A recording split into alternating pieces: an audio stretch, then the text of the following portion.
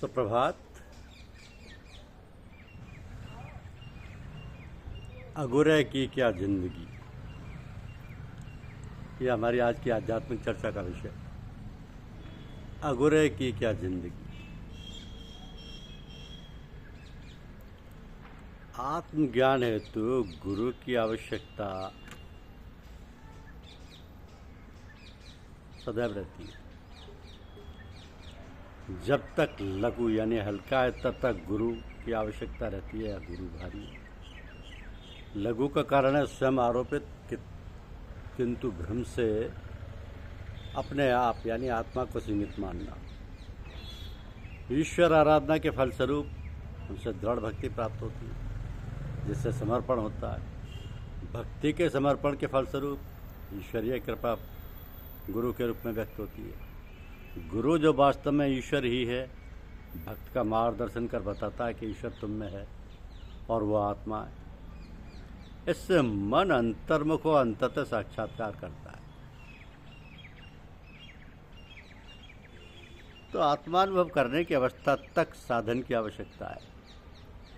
तब आत्मा का स्वतः प्रकाशित होना आवश्यक है, अन्यथा आनंद पूर्ण नहीं होगा। इस सहज अवस्था की प्राप्ति तक कुछ न कुछ प्रयास आवश्यक है।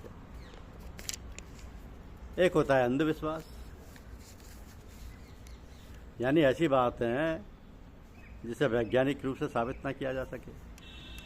जैसे जैसे विज्ञान परतें खोलता जाता है वैसे वैसे अंधविश्वास वाली बातें सच निकलने लगती हैं। आज हम लाखों मील की दूर की तस्वीरें अपने बेडरूम में बैठे बैठे ज्यों की त्यों देखती हैं। आदमी ध्वनि की गति से भी तेज उड़ सकता है। कभी ये बातें अंधविश्वास जैसी लगती होंगी? आज नहीं।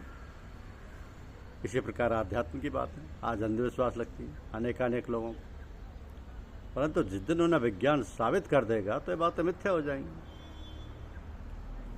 तथ्य हो जाएंगी। जिस दिन विज्ञान साबित कर देगा उस दिन ये तथ्य हो जाएंगी। तो कहने का तात्पर्य है कि जो लगता है, महसूस होता है, उसका लाभ उठाएं। उस अनूठे लाभ से हम महज इसलिए अपने को वंचित न कर दें कि उसका आज कोई वैज्ञानिक आधार नहीं है। एक ऐसी मनोदशा की कल्पना करता है लेखक जिसमें न राग हो, न द्वेष हो, न कोई अपना लगे, न पराया, मिलन विछोह में कोई भी अंतर नहीं, न कोई अच्छा लगे न बुरा, किसी दुख का अनुभव ना हो, किसी सुख का ना हो, जैसा कि बस वही स्वीकार हो। शायद यही स्थिति मोक्ष की होगी। जिन लोगों को कुछ खरीदना हो तो वो बाजार जाते ही हैं, जाना भी चाहिए, परंतु जिन्हें कुछ खरीदना ना हो फिर भी वे बाजार जाएं तो क्या करेंगे? ये विडंबना ही होगी कि आ बैल मुझे मार। ऐसे ही जिन्हें रोटी रोजी कमाने काम पर जाना है वो तो सही है, परंतु जिन्हें काम पर जाने की आवश्यकता ना हो और फिर भी वे काम पर जाना चाहें तो क्या होगा? वही आ बैल मुझे मार। क्योंकि जितना हम दुनिया वालों से उलझेंगे उतना फंसने का खतरा बढ़ेगा। बेहतर यही है कि दुनिया वालों से कम उलझा जाए और बिल्कुल ना उलझना पड़े तो बात ही क्या है। खुद ही को कर बुलंद इतना कि हर तदबीर से पहले खुदा बंदे से ये पूछे, बता तेरी रजा क्या है। तुम भिखारी मत बनो, पुरुषार्थ करो, वो भी इतना कि खुद खुदा तुमसे पूछने को मजबूर हो जाए कि तुम क्या चाहते हो। यदि कभी गुरु भगवान हमसे कुछ मांगने को कहें तो हमें क्या मांगना चाहिए? हम जब कभी मांगे तो बस अपने गुरु से मांगे कि किसी दीगर से कभी मांगने की नौबत ना आए। गुरु को आखिरी दम तक याद करते रहें। क्या ही अच्छा हो को गुरु की कोई खिदमत हम तमाम ज़िंदगी बजाते रहें, हम पर किसी का कोई कर्ज ना रह जाए, और यदि हमारा किसी पर बाकी रह गया तो उसे माफ़ कर दें। बैलेंस शून्य अर्थात आना जाना समाप्त। मेरी नहीं तेरी मर्जी पूरी हो, गुरुदेव की मर्जी पूरी हो। चलती चक्की देख कर दिया कभी ना रोए, दो पाटों के बीच में साबुत बचा ना कोई। मानव जाति का दुख देखकर कभी रो पड़े। उन्होंने देखा कि जिस तरीके से अनाज चक्की के दो पाटों के बीच पिस जाता है, उसी तरीके से मनुष्य संसार में पिसते जा रहे हैं। परंतु एक घटना यह भी घटती है कि जो दाने कीली के पास आ जाते हैं वो पिसने से बच जाते हैं। ठीक वैसे ही जो मनुष्य भगवान की शरण पकड़ लेते हैं वह संसार के दुख से बच निकलते हैं। एक गरीब अपने सर पर गठरी रखे कहीं जा रहा था। पीछे से गांव के जमींदार अपनी सवारी से आ निकले। उन्हें गरीब पर दया आ गई। उन्होंने गरीब व्यक्ति को अपनी सवारी पर बैठा लिया।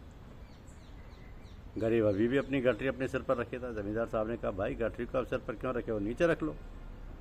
गरीब बोला, आपकी इतनी ही दया क्या कम है कि मुझे सवारी पर बैठा लिए। मैं अपनी गठरी का नाहक बोझ आपकी सवारी पर क्यों डालूं। तो आध्यात्म के दृष्टिकोण से जमींदार साहब गुरु हैं, गरीब व्यक्ति शिष्य, और गरीब की गठरी शिष्य के सुख दुख।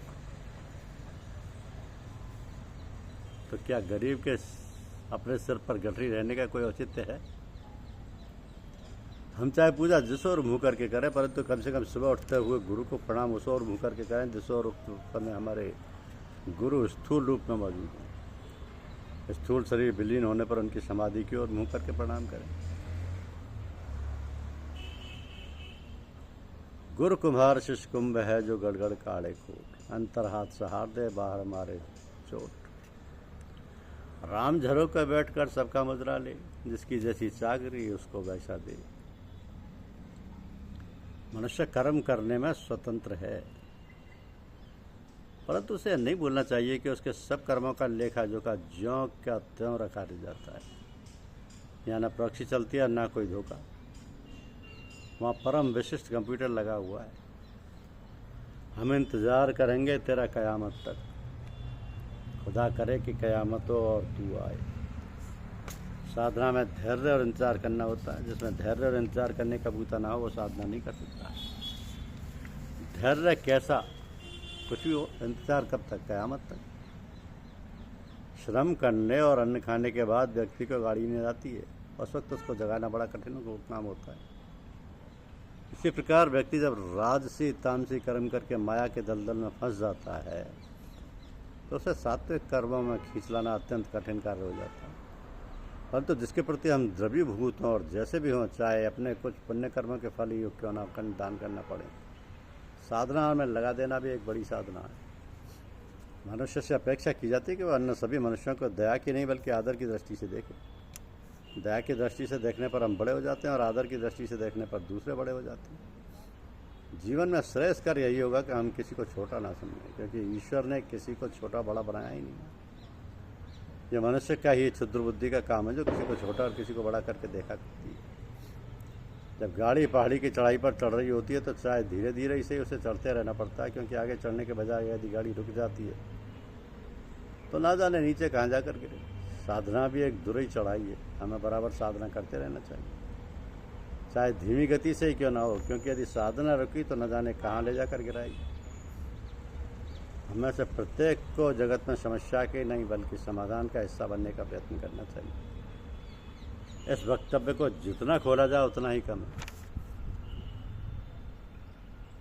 हमने सबने सुना है कि श्री कृष्ण 16,000 गोपियों के साथ एक साथ नृत्य करते थे। नास्तिकों के लिए ढपोर शंख होगा, परंतु आस्तिकों की दृष्टि में संभव है।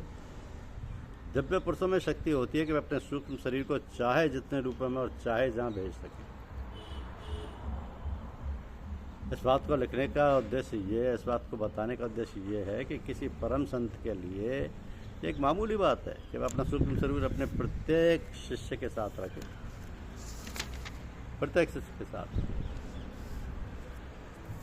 एक किस्सा है कि किसी गांव के व्यक्तियों को एक बढ़िया दावत खाने का न्योता मिला।